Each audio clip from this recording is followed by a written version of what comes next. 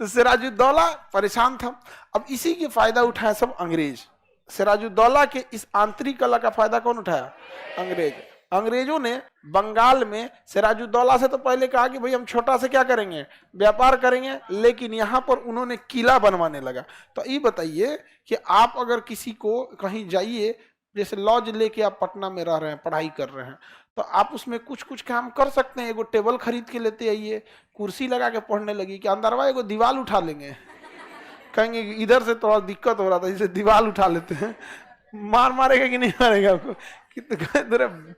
घरे से लेके आए, तुम यहाँ से दीवार उठा गए यहाँ पे। आप कहेंगे जमीन ठीक नहीं लग रहा है, तोड़वा दो इसको, टाइल्स चेंज करा रहे हैं। पिटाना चालू होगा कि नहीं होगा? यही किया सब अंग्रेज। अंग्रेज यहाँ आया सब व्यापार करने के लिए, किला बनवाने लगा। सब कहा कि रे तुम व्यापार कर, इतना मोटा दीवार का किला क्यों बनवा रहा है? तो फोर्ट विलियम बनाने, फोर्ट मतलब किला, विलियम का किला, फोर्ट विलियम का निर्माण करने लगे सब अंग्रेज। सिराजुद्दौला मना किया। तो जो उसका रोजर ड्रेक जो था इंजीनियर, जो इंचार्ज था किला का, उसने थोड़ा देर एक दो दिन रुक गया, फिर ज्यादा मजदूर बुला के काम तेजी से कराने लगा। फिर सूचना मिला किसको? सिराजुद्दौला को। सिराजुद्दौला वही भारतीय लोग, आओ देखाना था, सुधर ले सेना की एक टुकड़ी किया और चढ़ गया कहाँ पे? Fort William. फोर्ट मतलब किला, फोर्ट विलियम कलकत्ता में बना रहे थे लोग। फोर्ट विलियम के किला पे चढ़ाई कर दिया, और जितने अंग्रेज मिले सब वहां पे ना, सबको बंदी बना लिया। ले चल, का मना करते हैं, तुमको समझ में नहीं आता, किला बनाएंगे, चल यहाँ पे। जो इंडियन मजदूर थे वो तो भाग गए, कहे हमरा का काम है, तो मजदूरी कर रहे हैं, और क्या है सब। अंग्रेजों ने कहा इन सबको पकड़ना कोई बड़ी बात तो है नहीं, जितना छीलल मुर्गा दिख रहा है सबको पकड़ लो। अंग्रेजों को पकड़ा लिया सिराजुद्दौला, और लेके आए सब। एगो छोटा सा कमरा में 146 लोग को भर दिया। समझ में गया? जिस कमरा की कैपेसिटी 20 लोगों की थी, उसमें कितना लोगों भरा? 146 लोगों को भर दिया। एकदम हालत खराब हो गया 146 लोग को, अब भर दिया एकदम। वो सब बेचारा गर्मी से परेशान, एकदम जगह ही नहीं था कि जाने का, एकदम जगह नहीं था। तो लाठी लेके ऐसे और कूचते थे सब ऐसे, जगह बनता था एगो को ढकेलते थे सब। दरवाजा बंद करके ऊपर एगो ढक्कन था, ऊपर क्या था? ढक्कन। ढक्कनवा हटा के कहा इधरों से 2-3 गो हट जाएगा सर, लाठी डाल के जगह बनाया, डाल इसमें। 146 लोग को किसमें डाल दिया? छोटे से कमरा में डाल दिया यहाँ पर। उसी में एगो इतिहासकार घेरा गया था, हॉर्नबिल। इतिहासकार हॉर्न, वो बेचारा इतिहास लिखने आया था, वो पकड़ा गया था। वो चिल्लाते रह गया हम इतिहासकार हैं, हम हिस्टोरियन, चिल्लाते रह गया वो बेचारा। कहा गए इकुली कौन सी होता है? आमी छोड़बो ना, मंजुलिका आमी जे तो मार, पकड़ के उसको भी डाल दिया। उसको सुबह जब खोला गया तो इसमें से 123 गो मर गया सब। बाकी खाली 23 गो जिंदा था सब। अब मरा सब कह को? 123 मर गया सब। यहाँ इतिहासकार को सबसे बाद में डाला था ना, ढकनवे के पास मुंह लगा के सूंघ रहा था, बच गया। वो इतिहासकार भागा यहाँ से सीधे इंग्लैंड। कहा कि रे बाप रे बाप, भागो यहाँ से, बहुत खतरनाक है, सभी बंगाली सब मार डालेगा सब हमको। भागा वहां से इंग्लैंड, और वहां पे बताया ऐसा ऐसा कांड हो गया महाराज। वो तो पूरा मतलब काल कोठरी में डाल के एकदम, हम लोग को मुर्गा उतना खराब नहीं रहता है, मुर्गा मुर्गी कैसे रखा जाता है, बहुत दिक्कत है यहाँ पे। तब अंग्रेजों ने आदेश दिया यहाँ से रॉबर्ट क्लाइव को। किसे बोला? क्लाइव को। कहा गया जाओ यहाँ से, कहां से? मद्रास से कुछ सेना की टुकड़ी ले जाओ और सिराजुद्दौला को मार के आओ। इसने गया, सेना ले आ, कहा कौन है सिराजुद्दौला? देखा कि अरे तुरी का, इसके पास तो 2 लाख की फौज है। गुड मॉर्निंग सन, मिलने आए थे हम आपसे। अंग्रेज तुरंत पलट गया, कहा यार सिराजुद्दौला बहुत खतरनाक है, अभी हमरो डाल देगा कोनो छोट बर्तन वर्तन में डाल के रात भर रख देगा हमको। जब 146 लोग को कमरा में रखा तो इनके बाल्टी में रख देगा। तो रॉबर्ट क्लाइव कहा कि यार इसको हराना बहुत मुश्किल है।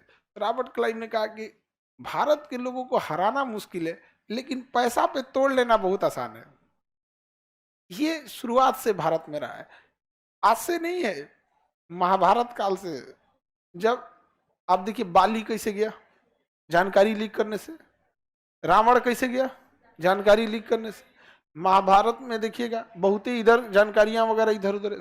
इधर देखिए पृथ्वीराज चौहान के साथ जयचंद, तो कहा भारत में इस सब की कोई कमी नहीं है। उसने सिराजुद्दौला के वित्त मंत्री को मिला लिया।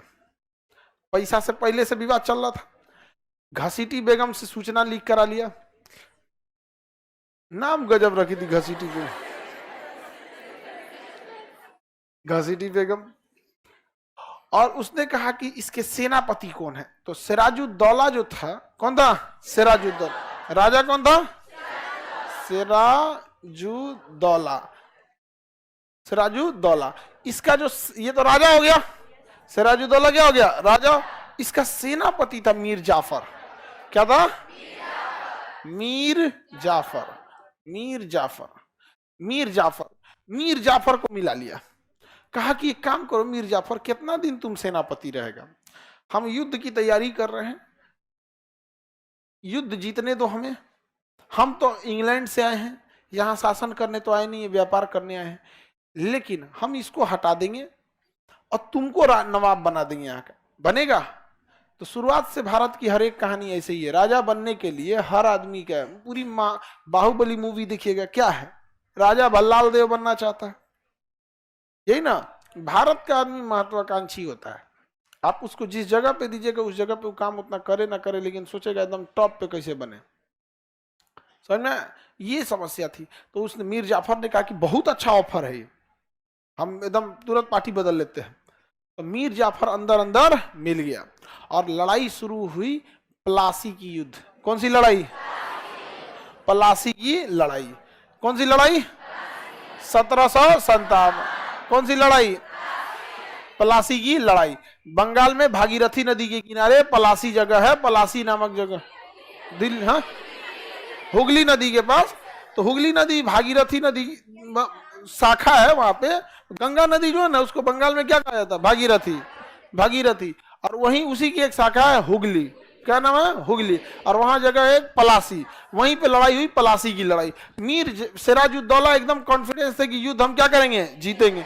और मीर जाफर भी पूरी तैयारी के साथ आया था। और बीच में ही कहा ना सिराजुद्दौला से कि इतना बड़ा हम लोग की सेना है भाई, 5000 अंग्रेजों की फौज को लड़ने के लिए आप जाइएगा, बेइज्जती होगा आपका, आप जाइए, घर जाइए, हम अभी इन सबको मार के आ रहे हैं। लौटा दिए किसको? सिराजुद्दौला। और अंग्रेजों को इशारा कर दिया कि लौट गए हैं। रास्ते में मार दिया गया किसको? सिराजुद्दौला। और मीर जाफर अपनी सेना को लेके खड़ा रहा। मीर जाफर अपनी सेना को लेके खड़ा रहा। अंग्रेज मार दिए सब। जो जो सिराजुद्दौला का वफादार था, मीर जाफर देखा कि हम चुपचाप सरेंडर कर देंगे तो पूरी सेना में कोई ना कोई होगा जो किसका वफादार होगा। आज ना इंटरनेट है कि तुरंत पता चल जाता है कि मरा गया, तो 2 दिन बाद पता चलेगा कि सिराजुद्दौला मरा गया। तो युद्ध में ये अपनी जितने भी वफादार सैनिक थे उनको लेके साइड में खड़ा रहा।